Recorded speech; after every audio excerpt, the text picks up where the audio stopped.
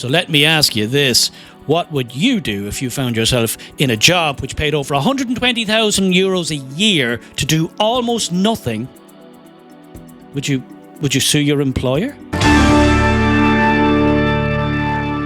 Yes, indeed. One gentleman found himself in just exactly that predicament, and he did indeed sue his employers.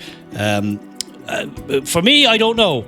Maybe for you. For me, I think I've spent my entire adult life searching for just such a job, and have so far failed to find one. But that's just me. 120 grand to do almost nothing. I don't know. There's ways of coping with it, I suppose. Anyway, yes, let's talk about this gentleman here. And this is from the independent.ie. They will bring us right into the heart of the matter. And let's see what was the issue here, and why was our protagonist, our hero in the story, why was he so disgruntled and so upset and so discommoded that in spite of being paid over 120,000 a year, he decided the only course of action was to sue the company for just such a situation. Well, Irish Rail Whistleblower, this is from, who wrote this? Stephen Burke. All right, Stephen, let's get straight into it. Irish Rail Whistleblower on 121,000, so it's over 120, well, just about, but you get the picture. 121k. That is a princely sum for even doing a lot. Never mind doing nothing.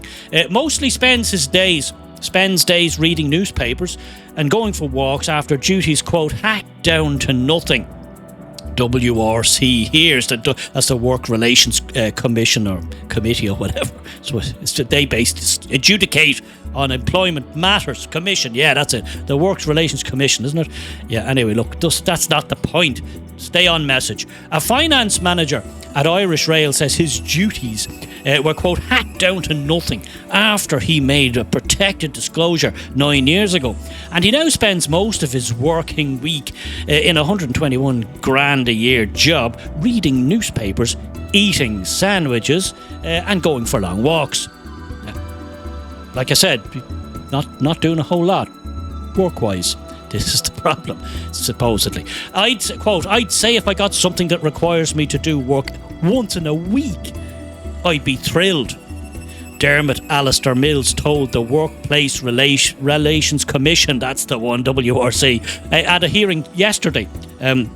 So our man here, the man in the eye of the storm, is Dermot Alistair Mills, and he's contending that he's basically been given loads of money and his duties have been slashed to the point where he's essentially just reading the paper, eating a sandwich, and if he's feeling a bit kind of frisky, he'll go for a long walk. That's basically what he's saying. We'll read on. He was giving evidence in a hearing into his complaint under the Protected Disclosures Act 2014, in which he alleges he was subjected to penalisation as a whistleblower after raising concerns about certain accounting matters at Irish Rail in 2014. So he was ruffling a few feathers here.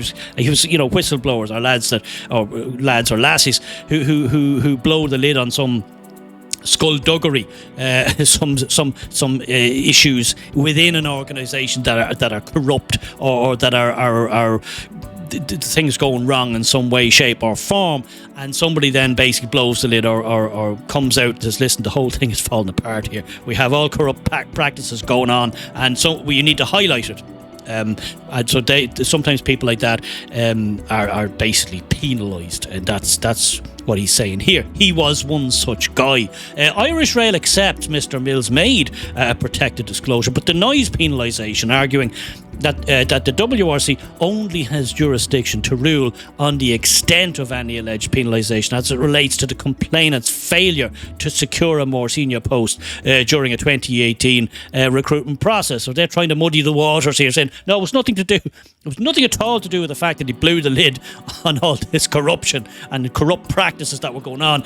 It was something completely different. So they were trying to kind of, don't look here, look over there. One of them jobs, as far as I can read from this. Mr. Mills' representative Industrial Relations Consultant and former Irish Rail HR Chief John Keenan said his client was, quote, still enduring penalisation in his continuing employment because of the alleged reduction in his role. Mr Mills gave evidence that he was given responsibility for capital budgets worth in the region of 250 million from the turn of the millennium up to the economic collapse. $250 million. That's a lot of money to be in charge of. And he reported to the Irish Rail Board. Participated in board subcommittees and was promoted in 2010. So the guy was doing okay. He was, he was getting up there. He was a senior lad. He wasn't just, a lad sweeping the. There's nothing wrong with sweeping the tracks or sweeping the floor. Nothing wrong with that at all. That's a worthy endeavour. I don't think you'd get 120 grand a year for. No, I think you'd have to do far less. You'd have to do far less to get that.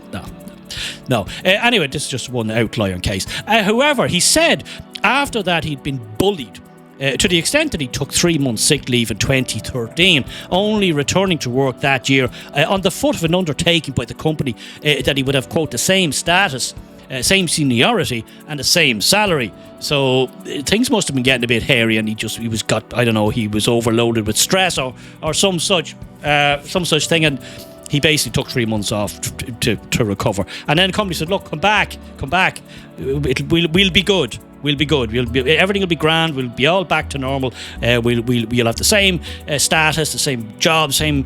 Look, come back. Just come back is what they said. And he did come back.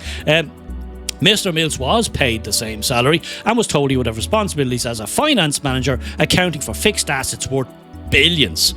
That's even more than what he had. The company's debt account and preparing a report for the government. So that's you're into pretty serious stuff there. There were certain issues with debtors, and I saw certain things. I tried to raise red flags all over the place, Mr. Mills said. So put him in charge of this portfolio or whatever, and he was seeing a lot of stuff going on that he reckoned should not have been going on. He said he had written to the Irish Rail chief executive to make a, quote, good faith report in March 2014 before making a protected disclosure to the transport minister in December that year, after the whistleblower law came into effect. So they brought in a law basically because there had been issues where people such as Mr. Mills here, they'd been raising concerns in various governmental orgs and big organisations, and they were just basically bullied, sometimes out of the thing altogether, or their roles were basically, you're now in charge of handing out sandwiches between 11 and 10 past 11. That was, they were kind of whittling your role down to basically nothing to kind of make you leave. So they brought out a law that you couldn't do that anymore because, the thinking was, look, we need people like that, because if there's all kind of corrupt practices and corrupt things and skullduggery and shenanigans going on in organisations, well, we'd like to encourage people to speak up and to kind of let us know. That was the law. So he made these disclosures from what I'm reading here to the head of Irish Rail and even to the transport minister, and that did not go down well. That did not go down well with the people in his orbit. In the orbit of the rail company. They did not like that at all. Now, I don't know what he was saying, but he was saying they didn't like him going above their heads to the very top and alerting them to this stuff. So anyway, he'd written to these people, and let's see what happened next. He said that after making the internal report, he was, quote, stopped. He was stopped from taking responsibility for the fixed assets, and he also had lost responsibility for preparing the report to the government. So it's all taken away from him. Quote, I started off with what seemed like a reasonable remit in 2013 and 2014. Slowly but surely it was hacked down to nothing, he said, after he had made the disclosures. He said he was isolated at his job site at the Inchicore Railway Works in Dublin nearly 9 years since first raising a concern. I either work from home or go to the office, 2 days at home, 3 days in the office, he told the WRC. If I go to the office, I go in for 10 a.m. I buy 2 newspapers. This is Mr. Mills. I buy 2 newspapers, The Times and The Independent, and a sandwich. I go into my cubicle. I turn on my computer. I look at emails. There are no emails associated with work. Nothing. Probably get some spam, you know the type of spam you get. No emails associated with, no messages, no communications, no colleague communications. It's basically, it's just a total barren landscape. So yeah, I can see where he's coming from, reading his paper and eating his sandwiches. I quote, he goes on to say, I sit and I read the newspaper and I eat my sandwich. What else is he supposed to do? The PC's empty, so nobody's calling. There ain't nobody calling there. Then about 10:30, if there's an email which requires an answer, I answer it. If there's work associated with it, I do that work. I'd say if I got something that requires me to do work once in a week, I'd be thrilled, he said. I mean, he's there praying for an email. Please, will somebody send me an email to do something? But doesn't get one. He said he takes lunch as early as 11:30 a.m, just after he's finished the sandwich, I suppose, or 12:30 p.m, and spends an hour or two walking in the Inchicore area before returning to work at 2:30 or 3 p.m. Who cares? Nothing to do anyway. Who cares if he takes a 3 or 4 hour lunch? He probably comes back and flicks on his PC and there's still nothing there. If there's nothing to be done, I go home, he said. Mr. Mills said, well, why wouldn't you? You know, you've read the paper. Suppose you better go home and, I don't know, watch telly. Finish out your day. Quote, you're paid $121,000 for doing nothing, Mr. Keenan asked. Yes, when I say I do nothing, I mean do not use my skills, the complainant said. Mr. Mills said he had been excluded from company meetings and training opportunities since making the protected disclosure, the whistleblowing thing, and that this held him back when he was interviewed for a more senior role in 2018. No, he was going nowhere fast. He was just out of the loop. He was persona non grata, as the saying goes. He was just invisible. So I don't think he was going to be given a promotion. In fairness, I was a bit of a long shot there, Mr. Mills. He said he believed 2 of the 3 interviewers on the panel were aware that he had made the protected disclosure prior to telling him.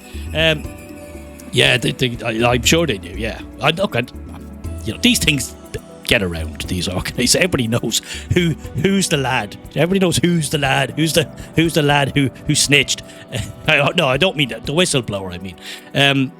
Counsel for Irish Rail, Tom Mallon, said it was the Irish Rail's position that none of the interviews, so they said no, they didn't know anything about it. I take that with a grain of salt.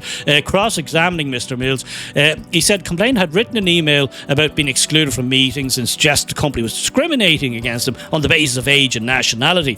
I had no reason to think I was being discriminated against. I was not being given any answer. That was one of the ways I thought I might get an answer. So anyway, look, so Mr. Mills, there's a lot of to and fro, and he was to have nothing to do, and his thing was whittled down to nothing, and basically he was saying, yeah, you're all ragging on me because I ratted you out. I told the top brass that things were going wrong and you didn't like it, so basically you put me in a corner. Anyway, look, there's more. No, this is not the end of the story. That was a couple of months ago, and I was going to do a thing at the time, and I didn't. But now I seen it popping up again, so I said, I'll do a thing now. So there's more to this. We have an update for Mr. Mills. We have an update here. Yeah, so we'll hop on over here to my old friends. The government propaganda agency, RTE, state broadcaster, and we got an update on our story, on our protagonist, Mr. Mills. Aaron Road manager paid 121 grand for, quote, doing nothing. Well, he was eating sandwiches and reading the paper and praying, I suggest, for an email to pop into his inbox once in a while. He withdraws his WRC complaint, his complaint following an agreement. Okay. So there he is there, our friend, our protagonist, our hero, if you will, Dermot Alistair Mills, not looking excessively happy. Maybe that was taken during his darker days. His darker days when he just couldn't get anything to do and had to go for long walks to try and soothe his calmest nerves. Anyway, not looking too good there, but maybe he's happier today because something has happened. Brian O'Donovan here reporting, a finance manager who said his duties were, quote, hacked down to nothing. We kind of got that. Not everybody would be discommoded. Not everybody. Some people could live with it. I think I could probably accommodate myself to take up hobbies and stuff. After he made he was a whistleblower. We got that as well. He'd previously told them that he was getting 120 grand. We got that. We know all this stuff, Brian. Let's get on with it. Mr. Mills, he's taken a complaint saying he was basically bullied and penalised. They were all ragging on him. They weren't inviting him to meetings anymore. He was isolated. He wasn't in the cool kids club anymore. At a brief hearing this morning, this is the update. Let's get on with it. This is a brief hearing this morning. The WRC, that's the work relations people, was told that the complaint was being withdrawn. So he said, no, it's okay, we're good to go here. I withdraw my complaint. So what's happened? Adjudicating officer Penelope McGrath acknowledged that a compromise had been reached and thanked the parties. Quote from Penelope: "This was a tricky case with a number of issues being dealt with," she said. Yeah, Mr. Mills' representative, ex-HR chief John Keenan, issued a brave statement. What did he say? "My client was satisfied to withdraw his complaint based on a settlement expressed in an agreement." Okay, so they've agreed something. At a previous hearing, Ian accepted Mr. Mills. So they accepted he was a whistleblower. What were they going to say? I mean, I'm sure he had copies of the letters. The company had argued, whatever, they were trying to muddy the waters and it didn't fly, and they probably realised it wasn't going to fly. So, okay, there you go. 121 grand a year, and I assume he's going to keep getting 121 grand a year, except now, if he's withdrawn his complaint, one would imagine they've come to some agreement where they, instead of giving them no emails every day, they might give him a few. I don't know what the agreement was, but he seems happy with it. Well, obviously not in that picture, but I'm sure in other pictures he looks a bit happier that a resolution has been found. And I think because this thing kind of blew up so much, blew up in their face, they kind of had to. Sorry, it's a fair cop, governor. We'll have to give you what you want. So there you go. 121 grand. It's not a small salary. That's a big salary, and you would think in the public sector, with public money, that's the taxpayers' money. We would all like to think that maybe if we're paying people big sums, big salaries, that number one, they would be deserving in terms of abilities for such salaries. There's no problem with that if somebody's worth the money, but two, that their talents, such as they might be, would actually be put to the equivalent use. I think we can all agree on this occasion that simply just that just wasn't happening.